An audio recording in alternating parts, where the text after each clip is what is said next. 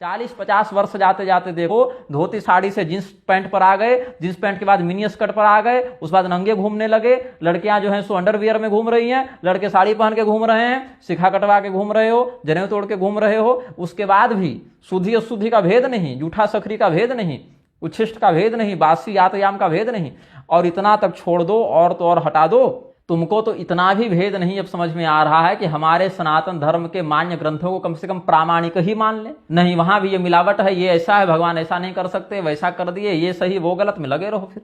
तो इससे जो है धर्म की हानि तो युगगत रूप से हो रही है। अपने साथ कुत्ता सुला रहे हो, अपने साथ बिल्ली सुला रहे हो, अपने साथ सुअर पाल रहे हो, अपने साथ कुत्ता सुला रहे हो, उससे रक्षाबंधन कर रहे हो। कुत्ता के माथा में तिलक लग रहा है, कुत्ता को राखी बांधी जा रही है, कुत्ता से राखी बंधवाई जा रही है। भैया कुत्ता को अपनी माँ के पास भेजो, एक आध भाई पैदा करवा लो। बुरा लगेगा सुनने में, लेकिन सुनो, और अगर नहीं समझ में आ रहा तो फिर से इसको रिपीट मार कर सुनना, शायद तुम्हारा एक आध भैगना या एक आध भाई पैदा हो जाए उसी के सौजन्य से।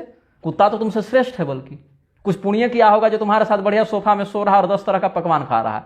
वो पशु होकर मनुष्य योनि का सुख भोग रहा है, तो मनुष्य होकर पशुता किए जा रहे हो। स्टालिन क्या करेगा धर्म का, विहिंसन्यता क्या करेंगे। धर्म अगर तुम अपने आचरण में रख लो तब तो राक्षसों का आक्रमण भी हो जाए तो भी तुम बचा लोगे, जैसे हमारे पूर्वजों ने बचाया। और नहीं भैया, तो बिना कोई आक्रमण का तुम घर बैठे अपने धर्म की हानि स्वयं अपने हाथों से कर रहे हो, आत्महत्या कर रहे हो ना। फांसी लटक जाओगे तो किसको दोष दोगे, स्वयं का ही प्रमाद उसमें है ना।